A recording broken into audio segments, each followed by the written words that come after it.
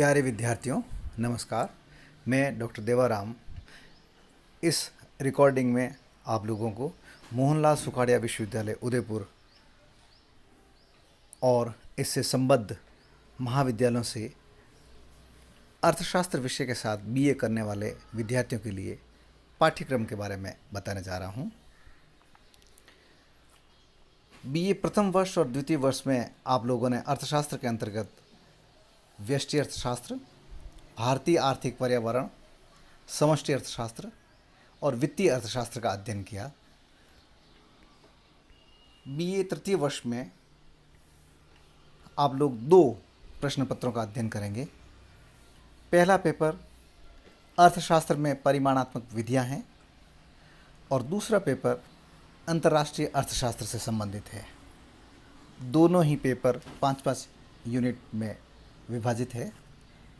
पहले पेपर का paper code है 3321 और दूसरे पेपर का पेपर कोड है 3322। पहला पेपर अर्थशास्त्र में परिमाणात्मक विधियां, जो कि मूल रूप से सांख्यिकी से संबंधित है।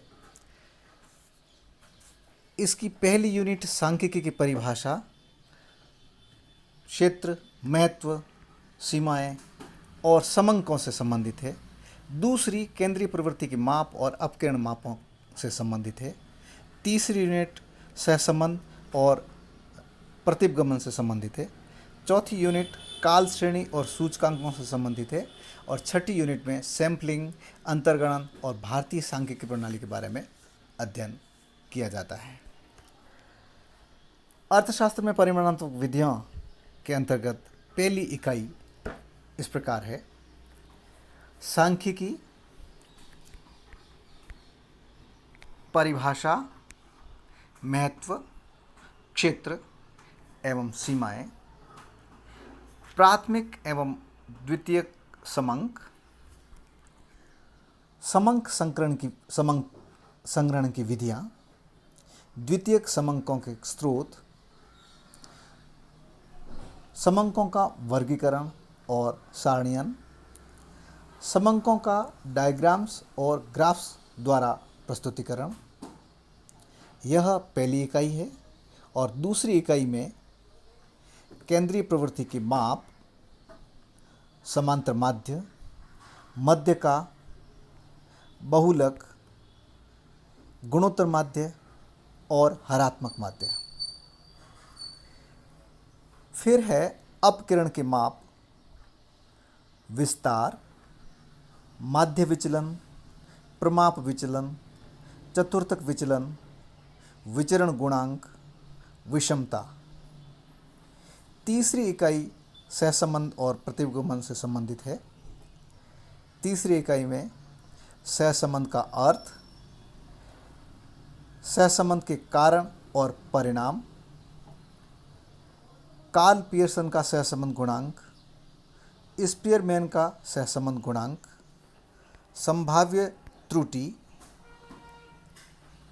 सरल रेखीय प्रतिगमन के अंतर्गत इसका परिचय, प्रतिगमन की रेखाएं, प्रतिगमन का आकलन, प्रतिगमन गुणांक और प्रतिगमन रेखाएं। चौथी इकाई काल श्रेणी और सूचकांकों से संबंधित है। चौथी इकाई का विस्तृत विवरण है: काल श्रेणी का परिचय, काल श्रेणी के घटक, उपनति मापन। इसके 2 विधियां हैं: चल माध्य विधि और न्यूनतम वर्ग विधि।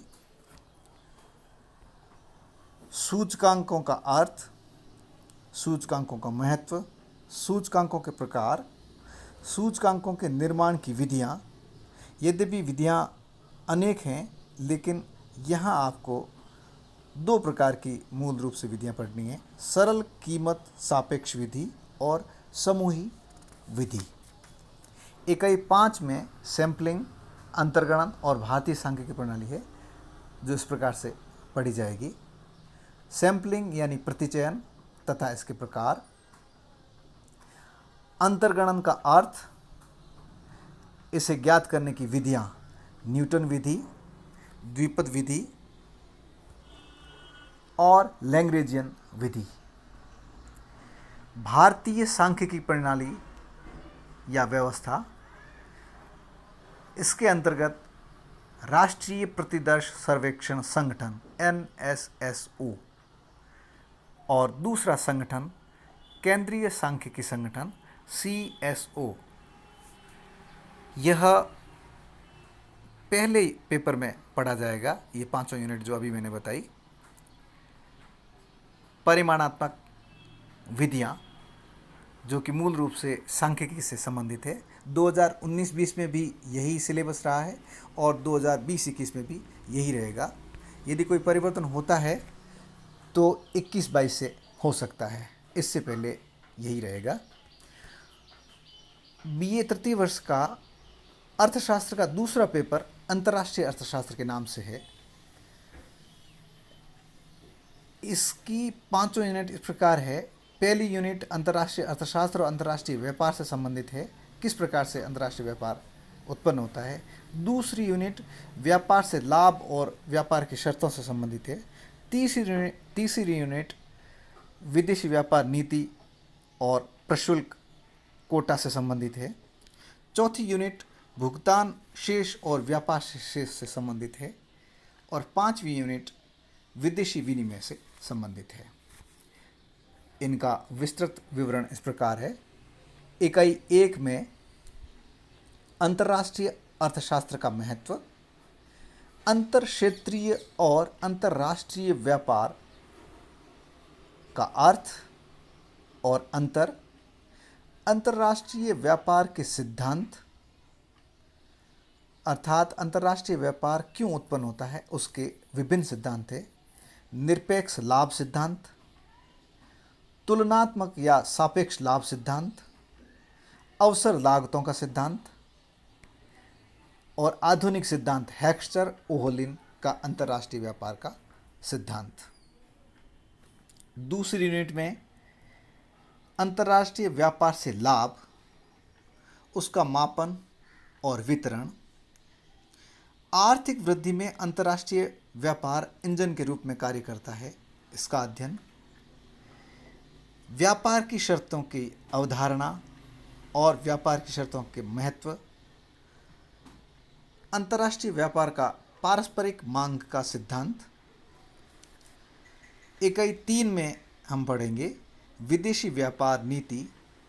इसके अंतर्गत मुक्त व्यापार बनाम संरक्षण।